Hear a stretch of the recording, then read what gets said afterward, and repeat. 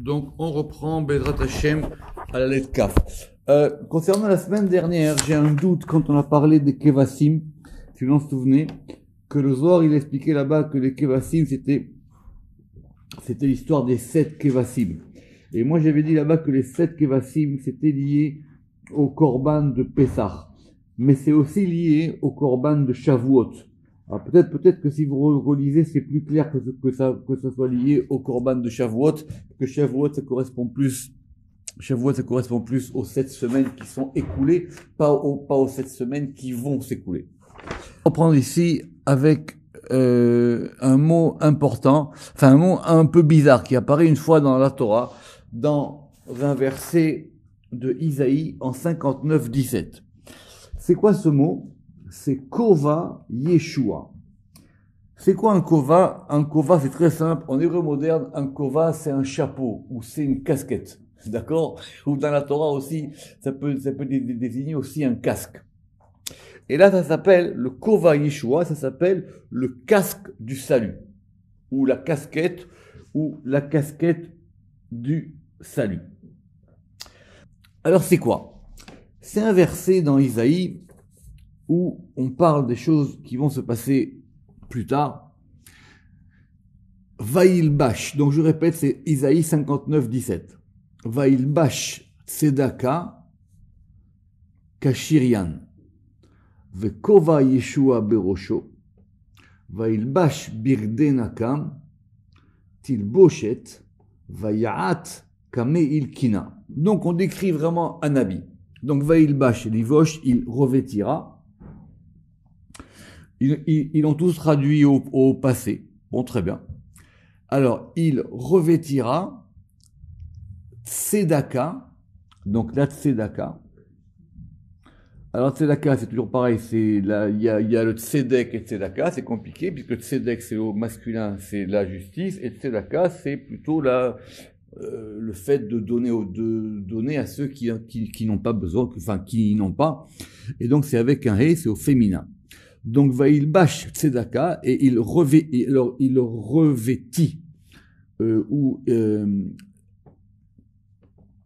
la Tzedaka, comme un Shirian. Shirian, c'est facile en hébreu moderne, Shirion, ce sont les blindés.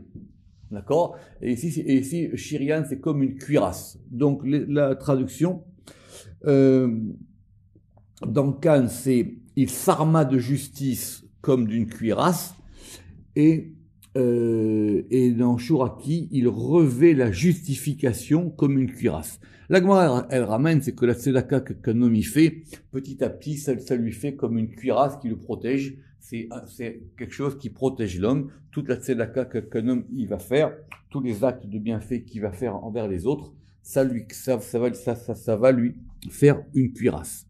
Donc, on parle de ce personnage, on ne sait pas qui c'est. Donc, il a la tzedaka en tant que cuirasse, les deux ont traduit cuirasse, Vekova Yeshua berosho, et il a un casque du salut sur sa tête, ou Kan il a traduit, et il a le casque de la victoire sur sa tête.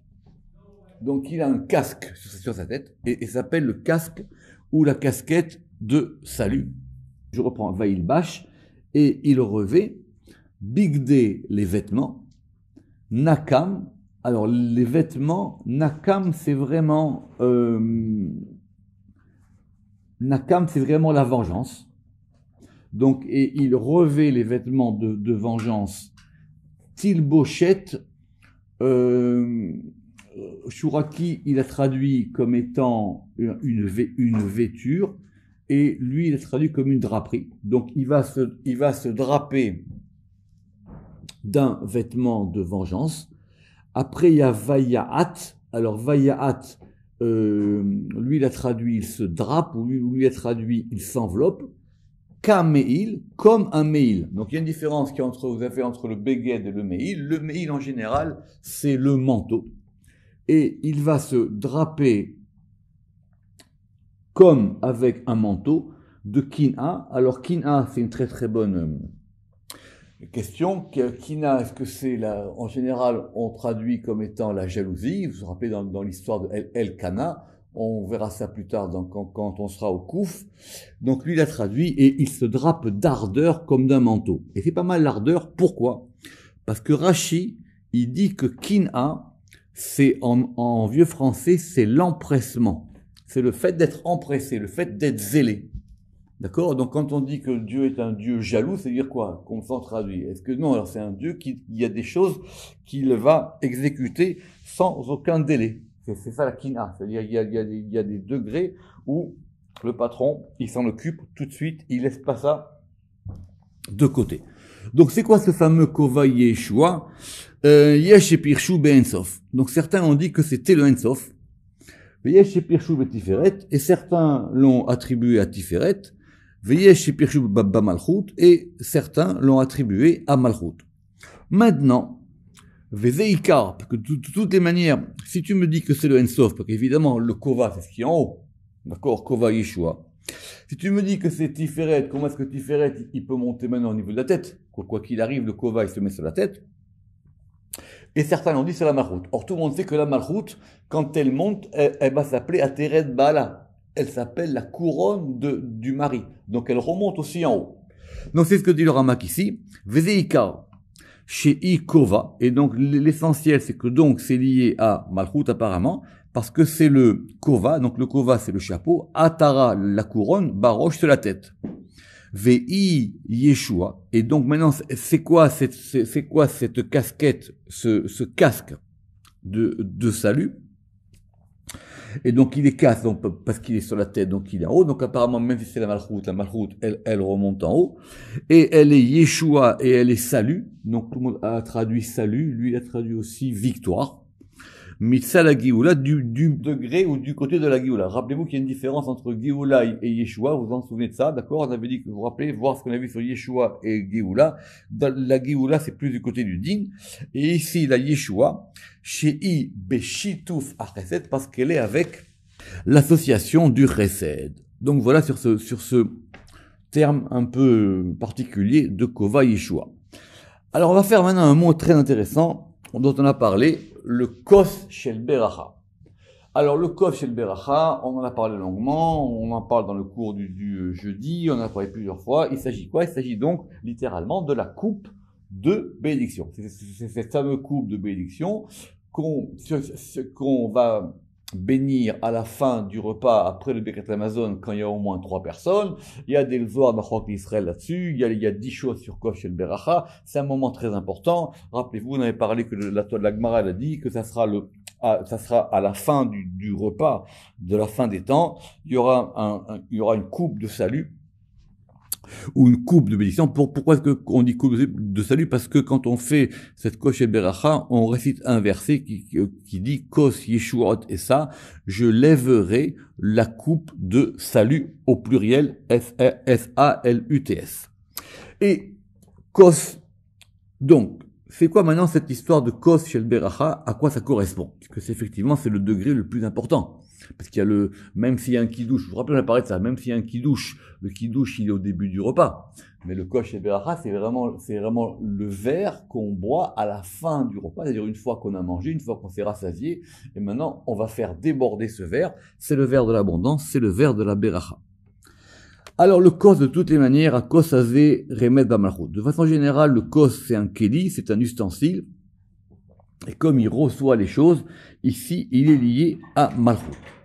Ah, lo be'atzmuta, mais c'est pas par rapport à lui-même. Et là, bechayelotea, mais c'est par rapport aux armées, ça veut dire par rapport aux choses qui vont descendre de la Malchut. Parce que ce verre-là, on va le faire déborder. Rappelez-vous, on avait dit qu'il fallait le prendre avec la main droite, on le prend avec les 5 doigts, on le lève au-dessus de la table. Tout ça, on l'a vu en long et en large. Et donc maintenant, quand ce verre-là, il va déborder pour donner des forces aux forces qui sont en dessous de la Malchut. Et là, Bechayoleta achitzonim, donc c'est uniquement par rapport aux forces extérieures, à Kérouvim, qui sont proches, et Tzad achitzon, du côté extérieur, ou les Fichar, et c'est pourquoi, parmi les 10 choses qu'on doit faire pour ce verre-là, Tzricha adacha ou shtifa, il faut donc le laver et l'essuyer, pour pouvoir purifier cette malchoute de la clipote. En fait, qu'est-ce qu'on fait? On le lave intérieur, extérieur, et on l'essuie que extérieur. Parce qu'il faut qu'il reste des gouttes à l'intérieur du cos. Et donc c'est quoi ce degré de cos ici? C'est un degré qu'on doit, donc c'est pour ça que ce verre-là, il faut faire attention, il faut pas que le verre, il soit ébréché. Et donc, on va lever ce verre, et donc, pour pouvoir donner des choses qui sont en bas, mais pour que ça puisse descendre, il faut effectivement d'abord le purifier. Et donc, cet endroit-là qui soutient les choses, ça s'appelle kissé. Alors, kos, ça s'écrit kaf, vav, samer, et kissé, ça s'écrit kaf, samer, aleph. Il y a une différence évidemment entre les deux. Vekacher, akissé, azé, eno shalem. Mais maintenant, quand ce trône-là, il n'est pas complet, il s'appelle Kes. C'est ce qu'on a vu dans l'histoire de Amalek, qui a marqué que Yad al-Kessia, que lui, il avait une main sur le Kes de Ya, de Yudke. Tu avais dit, mais normalement, un Kissé, c'est avec un Aleph. Oui, parce qu'il manque un degré. Tant qu'il y a Amalek, le trône n'est pas complet. Donc, on a enlevé le Aleph. Et même le nom de Dieu n'est pas complet, même le nom de Dieu n'est pas complet, c'est pour ça qu'on a dit Ya, Yudke, et on n'a pas dit Yudke, Vavke. C'est expliqué longuement, on l'a vu plusieurs fois. Donc, lorsque le trône, ce trône-là, est no shalem, il n'est pas parfait, il n'est pas complet. Il s'appelle Kes. Mais maintenant, Omnam, Biyota, lorsque la Malchut, elle s'appelle Nikret, Kos shel Beracha, elle s'appelle donc la coupe des bénédictions. Romez Inyan Gadol, ça nous enseigne de grandes choses. Premièrement, Rishona, Romez Inyan Avav, Asherla. Parce que comment on est passé de Kes à Kos en rajoutant un Vav. Donc ça veut dire que la Malchut, maintenant, elle prend un Vav. Et le Vav, on le met où? Le Vav, on le met entre le Kaf et le Samer. Donc ça indique Rishona, Romez Inyan Vav, Asherla, donc qui est la Malchut, Ve'er Yashav Alea Ba'alakise. Et ça veut dire sur ce degré de la Malchut, va maintenant s'installer au milieu, va maintenant s'asseoir au milieu, le maître, le patron du trône, qui est Tiferet, c'est le Vav. C'est le Vav maintenant qui vient se mettre entre le Kaf et le Samer. Il vient entre les deux. Qui est Tiferet, et c'est comme un homme qui vient s'asseoir, qui est Tiferet Adam, la chevet à la kissé. Et c'est pour ça qu'on dit, Al Kos Yain Malé Ki Beret Hashem, comme une coupe de vin pleine, comme la beracha de Hashem. On a vu la dernière fois que Kos c'est Kaf, ça fait 20, 20 et 6, Vav, ça fait 26, 26 et sa mère, ça fait 60, ça fait donc 86, Gematria Elohim. Mais maintenant, avant qu'on puisse asseoir Tiferet Ba'amalchut, c'est ça le Kos, Vekodem Yeshivato, Sham Nitaer Akos, c'est pour ça que maintenant on doit purifier ce verre, Aliede Adacha ou Shtifa, par le fait que maintenant on va le nettoyer et on va l'essuyer, comme cela se fait Kemoshiu dans le Birkat Amazon, dans la prière du repas, dans la prière de la fin du repas. Et deuxièmement, Veod, ce verre-là, on doit le saisir par la main droite. Même si on est gaucher, ça change rien. Même un gaucher, il prend le verre à droite. Veod, Shei Achuza Bayamin. Ça veut dire que la malchoute, maintenant, on va la faire. Elle est tenue, elle est saisie par la droite. Semucha. Ve Temucha Bachesed. C'est-à-dire que la droite, c'est quoi? C'est Chesed. Donc, quand ce verre-là, on le prend par la droite, ça veut dire que la malchoute, maintenant, elle va être accolée, apposée à ce degré de chesed. Vekasheriela kolakavodase. Et donc maintenant, lorsque la malchoute, elle a été purifiée, lorsqu'elle va recevoir cet élément de Tiferet qui est en elle, lorsque maintenant, c'est le côté droit qui la prend, alors maintenant, vekasheriela kolakavodase, lorsqu'elle a maintenant tout cet honneur, alors elle s'appelle Kos Shel Beracha. Avnikret Kos Shel Beracha. Qui colle les louamal, parce que tous ces degrés-là, on va les retrouver, on va les retrouver dans ce Kos Shel Beracha, dans cette coupe de bénédiction.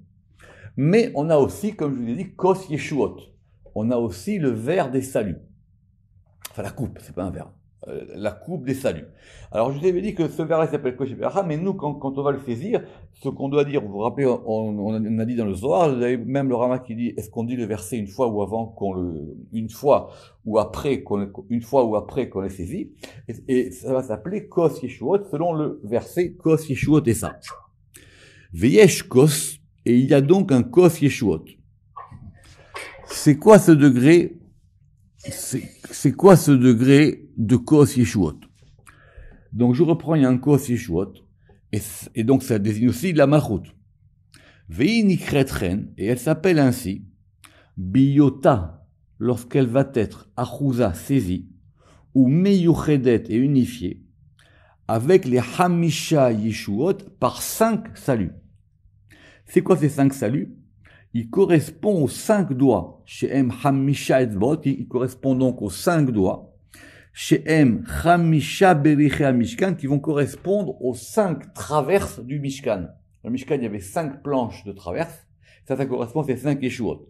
Ça, c'est expliqué, je vous l'avais dit, au début dans le Zohar Bereshit, quand on avait parlé de ce degré là-bas, du Kos. De là, on apprend plusieurs choses, que le verre, on le prend dans la main droite, et il y a plusieurs manières de le prendre. Soit on met le verre au milieu et il est entouré par les 5. Rappelez-vous qu'à là-bas, on a parlé aussi c'était comme, le Zohar, là-bas, il parlait comme si c'était une rose, d'accord? Et il y a une autre manière qui est plus rare, c'est qu'on prend les 5 doigts, on les rassemble et on pose le verre sur les 5 doigts. Et donc, ça correspond aux 5 traverses du Mishkan qui sont du côté droit. Et c'est pourquoi, Velachen, Kos Shel Beracha Beyad Yamin, c'est pour ça que le Kos Shel Beracha, il est dans la main droite. Et c'est comme ça que c'est expliqué dans le Zohar, dans Parashat Bereshit, dans les premiers folios du Zohar, dans le folio 1a et 1b. Alors maintenant, Kotel. Kotel en hébreu, ça veut dire un mur. D'accord? Ça veut dire un mur. Rappelez-vous, dans Shir HaShirim, on parle souvent du mur, qu'il la regarde derrière un mur, qu'ils sont séparés par un mur. C'est ce degré de Kotel.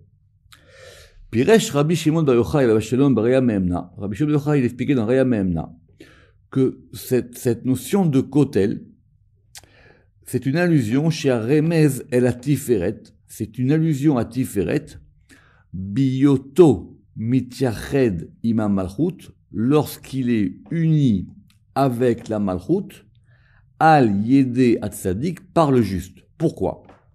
Kotel, comment ça s'écrit? Kaf, Vav, Tal, Tav, Lamed. Kaf, Vav, c'est donc 26. Donc, premièrement, Pirouge 26, ou Becheshbon Shem Bened, ça correspond donc à la valeur numérique du nom de 4 lettres, Yudke Vavke. Chez Remez Bo la Tiferet, qui correspond à Tiferet. Le Shem Yudke Vavke, de façon générale, quand il est placé au centre, il correspond donc à Tiferet, et c'est pour ça qu'il vaut 26. Et donc, qu'est-ce qu'on a? Et il nous manque tel. D'accord? C'est quoi tel? Tel, normalement, c'est comme une colline. Tel, c'est comme une colline. Rappelez-vous, par exemple, Tel Chai, la colline de Chai. Vetel, ou tel, chez Akol Ponim Elav, c'est comme une colline vers laquelle tout le monde regarde. Tout le monde regarde vers ce degré-là, de la colline, tel. Et ça, c'est la Malchut. Et donc, qu'est-ce qui va permettre l'union de ce ko et de ce tel? C'est le juste. Imat Sadik, chez Aliyado, Mityachedim, chez Nem, parce que c'est par le Sadik que les deux vont s'unir. Ou Bevadai, chez Nikret I Kotel. Et donc maintenant, la Malchut aussi, vu que maintenant c'est une union, en fin de compte, c'est une union des deux choses. Biyot la Kol HaKavod Azedafka, lorsqu'elle a tout cet honneur. Parce qu'en gros, le mur, il indique deux choses. Il indique une union de deux choses. D'accord? Vous savez qu'il y a plusieurs mots en hébreu pour dire un mur. D'accord? Mais ici, ça indique quelque chose qui fait l'union entre deux côtés. Donc dans Shir HaShirim, là-bas, quand il y a marqué le kotel, c'est la manière de marquer, la manière dont ils s'unissent les deux. Très bien. Alors maintenant, on va revenir au Mishkan. Vous savez que donc dans le Mishkan, tous les éléments du Mishkan, la disposition, les ustensiles, les habits du Kohen, tout ça, ça correspondait à des choses très importantes, à tel point que s'il manque un de ces éléments, le service n'est pas valable. Et donc, on a un ustensile qui s'appelle le kior. Alors, en hébreu moderne, kior, c'est quoi? C'est un lavabo. D'accord? Donc, ça, c'est facile. Mais dans l'hébreu biblique, c'est qu'on traduit ça comme un bassin. D'accord? On traduit ça comme un bassin. Et dans ce bassin, le Kohen, il allait faire des ablutions. Et rappelez-vous que, par exemple, c'est de là qu'on apprend qu'il y a des ablutions des mains et des ablutions des pieds. Aujourd'hui, on ne fait plus les ablutions des pieds, mais avant, on faisait l'ablution des mains et des pieds. Et le kior, il est toujours accompagné d'un petit élément qui s'appelle akior ve'et kano. C'est la base. Ken, comme on dit en hébreu ken. Ken, ça veut dire quoi ken en hébreu? Ça veut dire oui, mais ça veut dire quoi littéralement? Ça veut dire c'est que la chose, elle est appuyée. Ça veut dire vaïchen, ça veut dire c'est vraiment comme ça. C'est vraiment comme ça. Par exemple dans Bereshit, on dit vaïchen et il fut ainsi. On ne dit pas il fut oui. Donc, il s'agit donc de ce bassin et de son can et de sa base. Donc, à quoi ça correspond? Piresh Rabbi Shimon bar Yochai al-Shalom batikunim. Rabbi Shimon bar Yochai, il expliquait dans les tikunim que le kior et le kano, donc c'est-à-dire le bassin et sa base, ils correspondent à Netzach et Od. Velachen, et c'est pourquoi Yuchrach chez Kior ou à Netzach. Alors si c'est ainsi, le Kior, le bassin lui-même, il est Netzach, et le Kano, la base, elle est Od. Pourquoi? Chez Od Vadaï, parce que Od, c'est l'assise de Netzach. Alors c'est intéressant. Parce que tous ceux qui veulent faire encore une fois des dessins des sphirotes et qui me posent des questions à savoir comment ça se relie, etc., ils veulent tout faire des dessins, ça sert à rien. Mais ici, qu'est-ce qu'on voit? Ici, on voit que Netzach est sur Od. Et non, Netzach est à droite, Od est à gauche normalement. D'accord. Or là maintenant, on a donc, je reprends, donc le Kior, il est Netzach, et le Kano, il est Od. Parce que le Od, assurément, il est le Kan, ça veut dire il est l'assise, ou le Moshav. Le Moshav, c'est vraiment l'assise de Netzach. D'accord? Comme c'est expliqué dans un autre endroit. C'est expliqué où? C'est un peu complexe. C'est expliqué dans Ézéchiel, quand il va voir cette vision des anges. Et à un moment, il dit Mi mar'e motnav ulmala. Ou mimare motnav ulmata.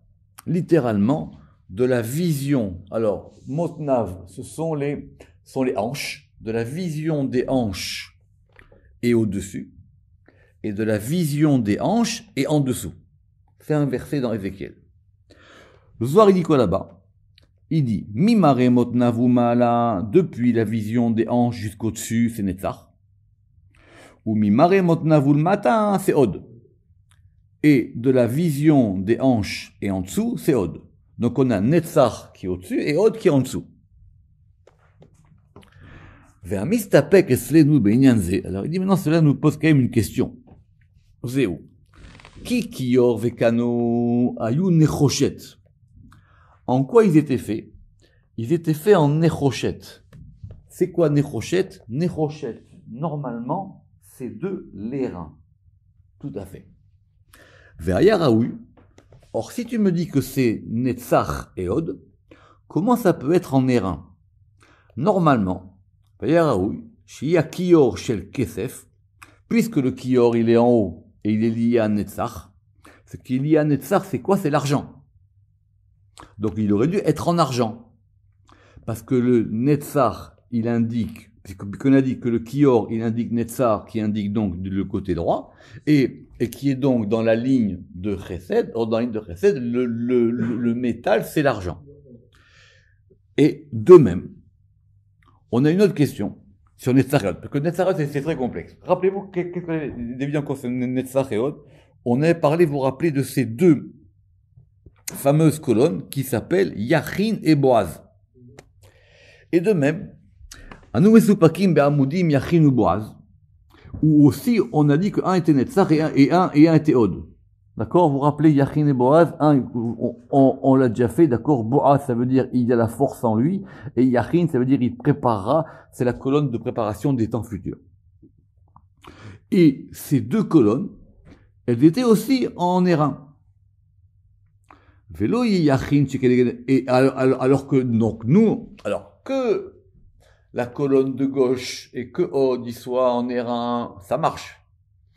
Mon problème à moi du Ramak, c'est que pourquoi est-ce que maintenant la colonne de droite ou le Kior, il est aussi en airain? Normalement, on aurait dû les avoir dans deux matériaux différents. Et au moins, on aurait dû avoir un qui soit au moins en argent. VF Sharatam. Alors peut-être que la raison en est, dit le Ramak, de Bechol Zedon, dans tout ceci. Mipne, qui a remez elehem, biotam notim eladin. Évidemment, c'était ça la question qu'on avait dans le Zohar, c'est qu'ils ne sont pas vraiment à droite et à gauche. Ils sont sur la ligne de droite et la ligne de gauche. Mais, d'une certaine manière, ils penchent du côté du din. Kemo shecheneem, kesef, bakat rosrot. Parce que, dans les fameuses trompettes, vous avez aussi les trompettes, d'accord, les chatzrotrot. Or, les chatzrotrot, on avait dit qu'il y en avait deux aussi, et qu'elles correspondaient à quoi?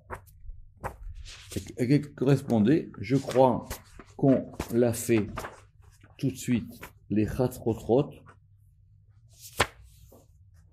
Tout à fait. On avait dit qu'elles correspondaient à Netzach et Od. Or, les chatzrotrot, elles étaient en quoi? Elles étaient en argent. Donc, ça dépend. Des fois, les deux, ils peuvent pencher à droite, et des fois, les deux, ils peuvent pencher à gauche. Quand ils penchent à droite, ils sont en argent, et quand ils penchent à gauche, ils sont en airain. Et donc, on relit.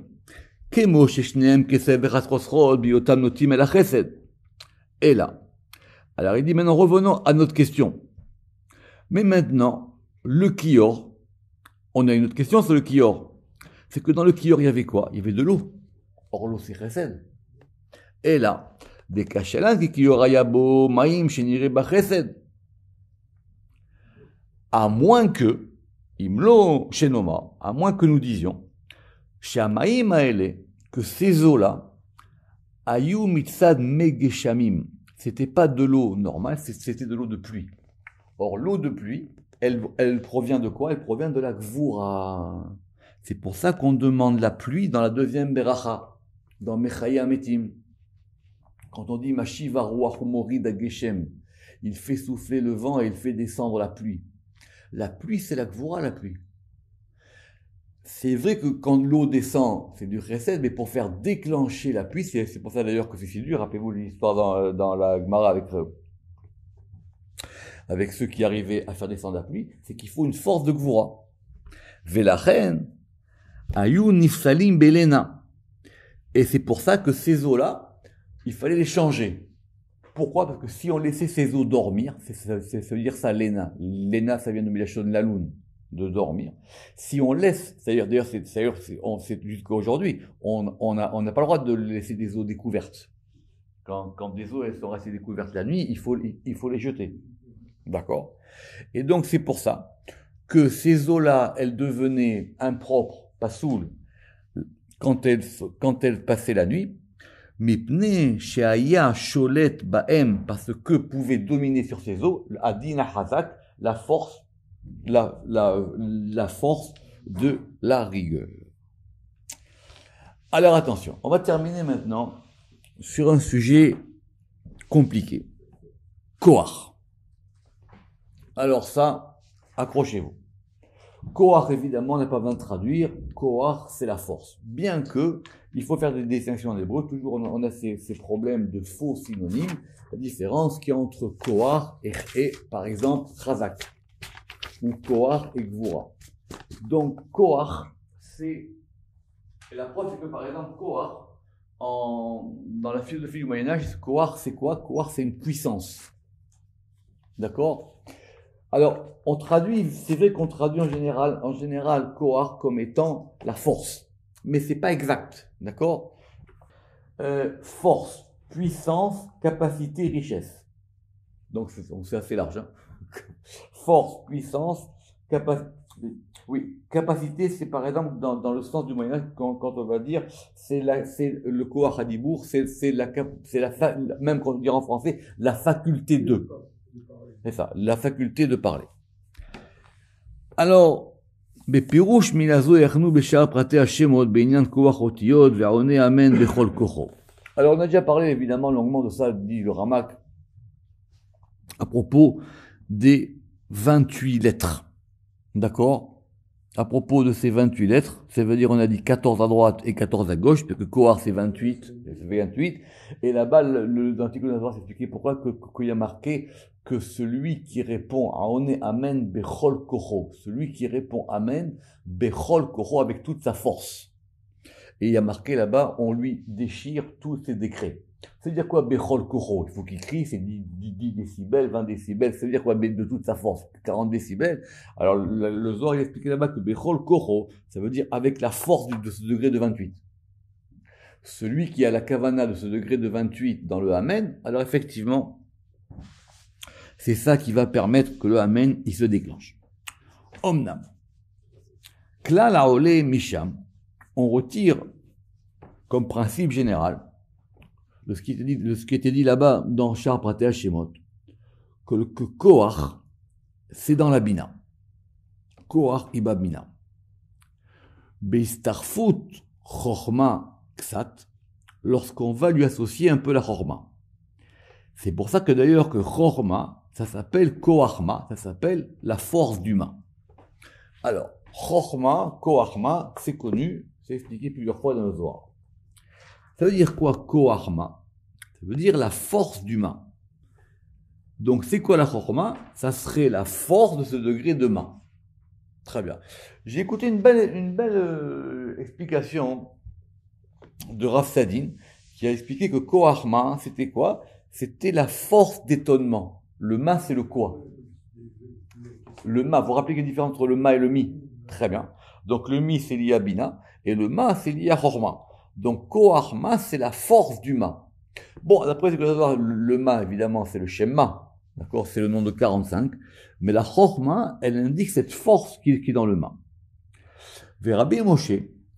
Et Rabbi Moshe, il a dit que si on continuait cette explication, on pouvait même attribuer que Tiferet, il s'appelait le Koach Adni, la force du Shem Adni.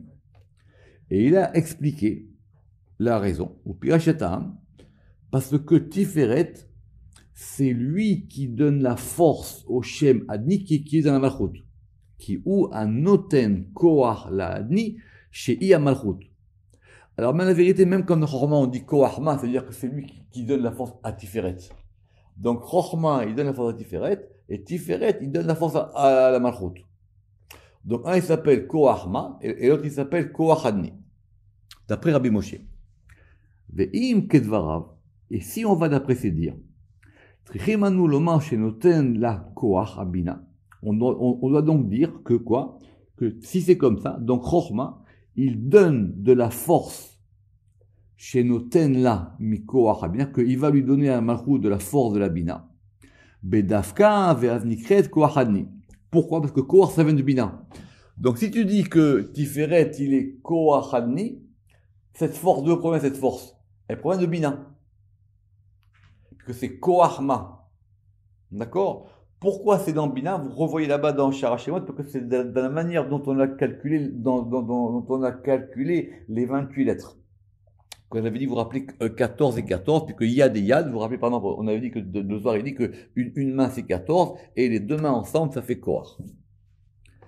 Mais en tout cas, dans le Zohar maintenant, dans Parashat Shelach Lecha, il est expliqué là-bas Piresh, qui a Shefa, que l'influe, Anishpa, qui est influé, la Malchut, dans la Malchut, mi les Mala, depuis d'en haut, Al-Yede Hamadrigot, par les degrés, qui sont de Keter, mi Keter el Chochma, et de Chochma à Bina, et parmi elles jusqu'à la Malchut, ça s'appelle Koach Adni. Atkan Ikar Devarav. Alors là, ça correspond mieux. Ça veut dire que c'est quoi ce Koach? C'est une force qui va aller de Keter à Chorma et de Chorma à Bina, et après une partie va dans la Malchut. En fin de compte, c'est quoi une force ici dans ce sens de Koach? C'est un influx. On donne à la chose un influx qui va donc la fortifier. Parce que ça a vraiment le sens de Koach. D'accord? Et Rabbi Moshe, il a continué et il a dit que maintenant, que Netzach, il s'appelle Koach Chesed, il s'appelle la force du Chesed. Pourquoi? Parce que Netzach, et donc, parce que Netzach est une branche qui provient de Chesed. Et le Hod, ça s'appelle Koach HaGvura, ça s'appelle la force de la Gvura.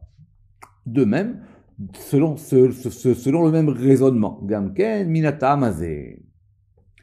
Ve'amar, et il a dit que Netzach, il s'appelait aussi Koach Megadel, une force qui fait grandir.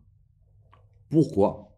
Les fichiou Megadel, parce qu'il va faire grandir à Nefesh, l'âme, à Tsomachat, qui va germer, Bekoach Chesed Rachamim, par la force du Chesed et du Rachamim. Et que Hod, par contre, lui, il s'appelle Koach Machlish, une force qui affaiblit. Donc c'est dans le sens ici de faculté. C'est-à-dire, c'est la faculté d'affaiblir. D'accord? Les fiches ou machlish. Machlish, ça vient de chalash. Chalash, en hébreu, c'est faible. Parce qu'il va affaiblir la force de l'âme, atsomahat, qui va germer, ou qui va, germer, pousser par la force de la gvura. Vekara oda netzach, et il a appelé aussi que netzach, koach etsem, c'est la force. Etsem, ici, c'est dans le sens de l'os, du squelette. Koach etsem agouf, donc la force de l'essence du corps, et que Hod, c'est la force de la chair. Ve'efshar mipne, pourquoi? Parce que, évidemment, la chair, elle est rouge, et donc ça vient du côté de Hod qui est à gauche, et que les os, ve'etsem shiu lavan, et que l'eau, le squelette, il est blanc, et il vient donc du côté de Netzach. Et on a appelé aussi Yesod Koach Guide. C'est-à-dire la force le guide ici, c'est la force du nerf. C'est quoi le nerf? Vatam, kiwa guide à Elion, parce que le Yesod, c'est lui qui est ce nerf-là, qui va permettre l'enfantement, et qui va permettre l'enfantement. Et on l'a appelé aussi Koach le'amshir hadavar utmurato, la force d'attirer une chose et son contraire. Ve'atam ki mekabel atmurot ve'ipuchim, parce qu'il va recevoir le yesod, il reçoit les choses et leurs contraires qui proviennent de la droite et de la gauche, miyamin ou mismol. Ayordimbo deratinrot, qui vont parvenir à yesod par les différents conduits. Rappelez-vous que yesod, c'est comme, on avait dit, c'est comme l'entonnoir. Donc, il reçoit lui de tous les côtés. Et donc, il va recevoir donc aussi bien du côté droit que du côté gauche, du côté du mérite, c'est-à-dire du côté de Srout, comme du côté du Chova, comme du côté du démérite. Et donc, si c'est comme ça, certains ont voulu attribuer cette notion de Kohar à toutes les sirotes, et c'est pas la peine de développer trop ce sujet-là. Retenez l'histoire que Kohar c'est Yad et qu'il faut, c'est deux fois Yad et que on l'a vu là-bas dans la Kavana du Amen. Baruch Adonai Le'olam. Amen ve Amen.